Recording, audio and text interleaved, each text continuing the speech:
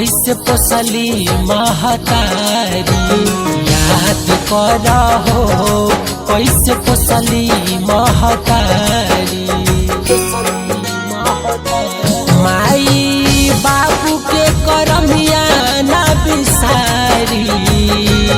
माई बाबू के करमिया ना बिसारी।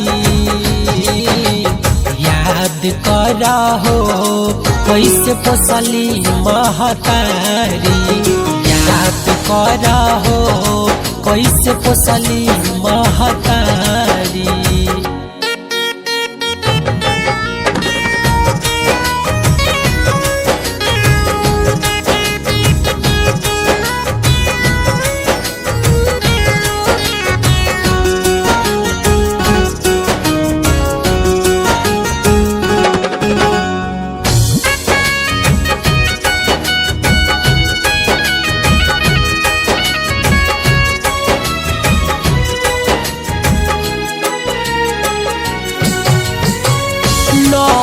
महीना मैया गर्भ में रखली। 10वें महीना मैया बाहर निकलली।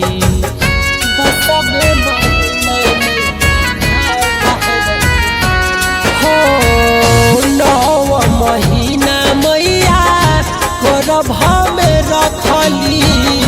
10वें महीना मैया बाहर निकलली। याद करहो कैसे पोसली महतारी। याद करहो कैसे पोसली महतारी।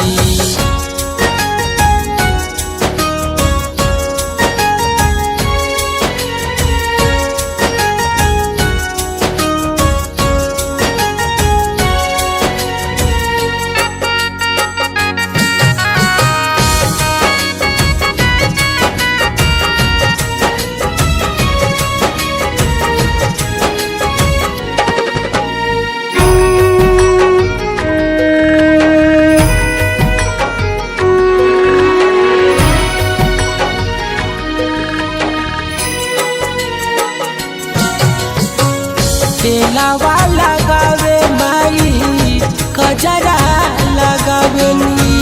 अचरा से झापी झापी दूधवा पिलावेली।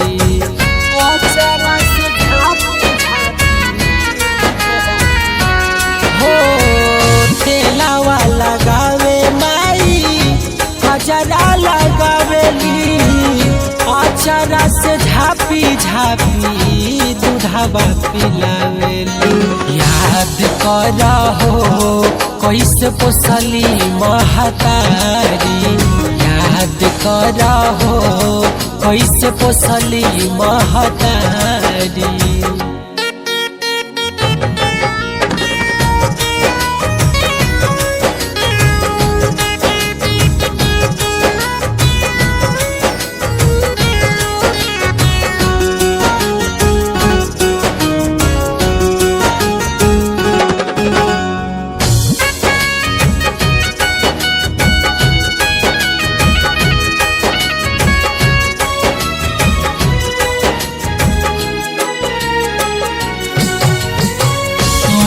मूत्र कोई दिहला कतना साड़ी साया।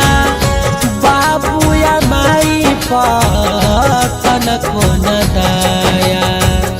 बाबू या माई पतन हो मल मूत्र कोई दिहला कतना साड़ी साया। बाबू या माई पतन को न दाया। याद करहो कैसे पोसली महतारी। याद करहो कैसे पोसली महतारी।